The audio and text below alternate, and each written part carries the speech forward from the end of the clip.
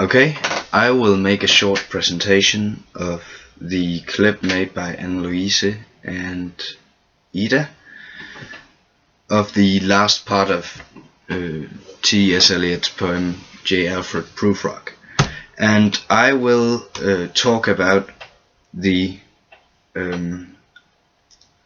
themes mostly and the composition of the poem, and also a little bit about the stylistic features of that part of the poem.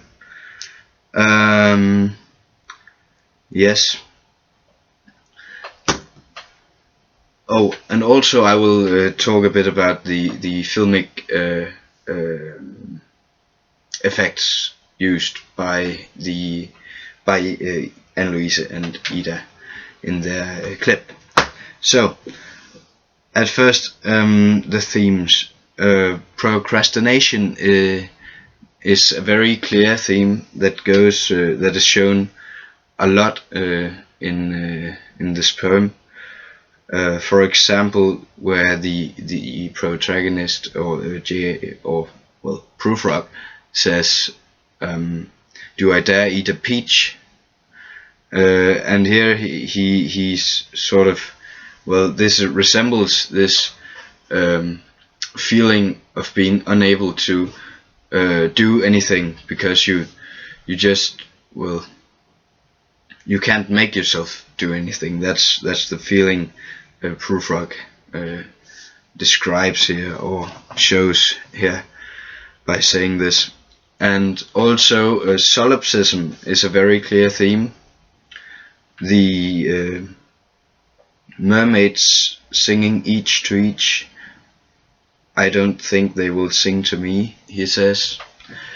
And so this resembles this loneliness he feels.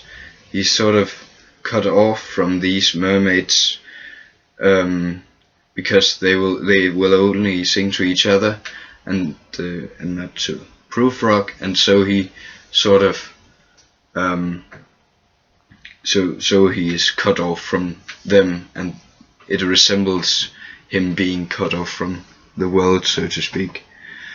The use of epiphany is also here. Oh, by the way, did I mention the "Do I dare eat a peach"? There was that was an alliteration. So the epiphany. I'm not Prince Hamlet, nor was I meant to be. So this, he realizes that he is no great hero, and so he becomes this anti-hero when he realizes that he's nothing like the heroes of, well, theater or the sort of role models people usually have. So he realizes that he will never be like the heroes people see. Yes, and this also resembles this disillusion, the theme sort of disillusion, because he cannot find himself in the world. He cannot find his place, and it also shows yes. Also about this procrastination, "Do I dare eat a peach?" This shows him being very self-conscious, which is a very typical postmodernist, modernist feature, or and he has sort of this existential crisis, him not knowing who he really is, because well, he has lost this sense of great narrative.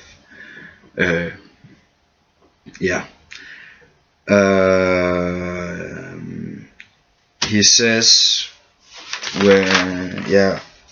he says, "I'm an attendant lord, one that will do.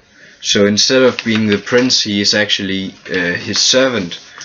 And this also resembles this looking for a great narrative or authority to sort of comfort him and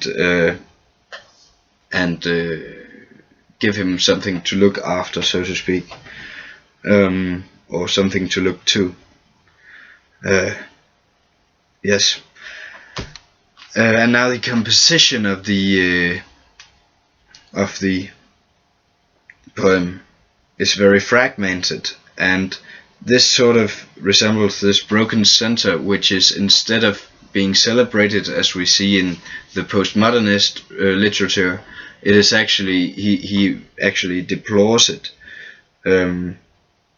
because of this, as I mentioned, lack of grand narrative, because this grand narrative has been shattered, and this is what the fragmented composition shows.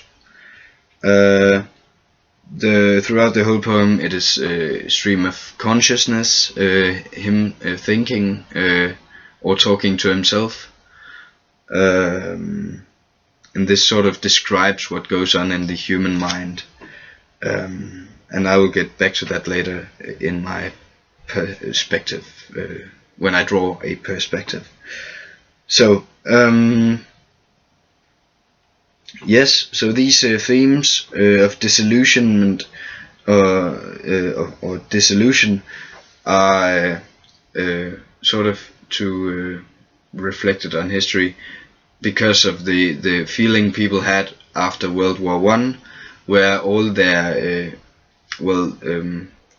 their great the great authorities had sort of withered away or died, and so people had nowhere to look. Yeah, I'll continue.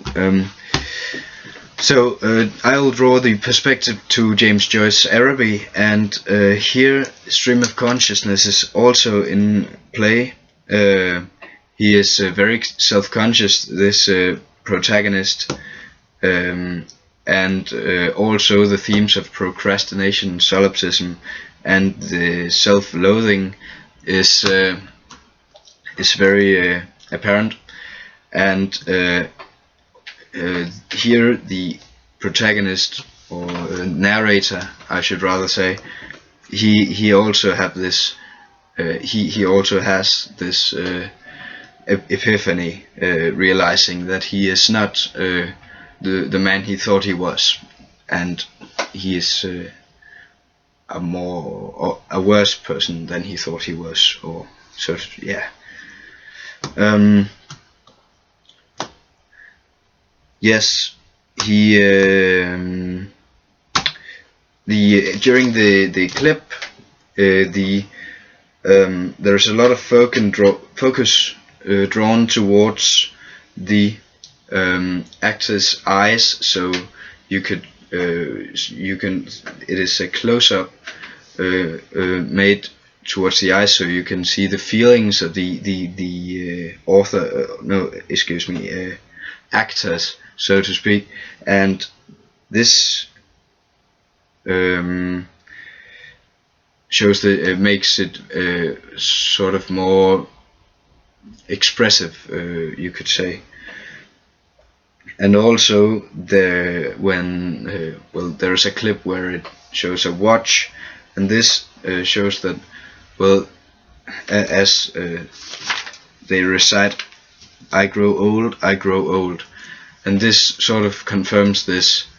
There is no God to save you, so this is sort of you're on your own. God is dead, so this symbolizes sort of this nihilism. Yes, and that life is very short, and you should just, well, yeah.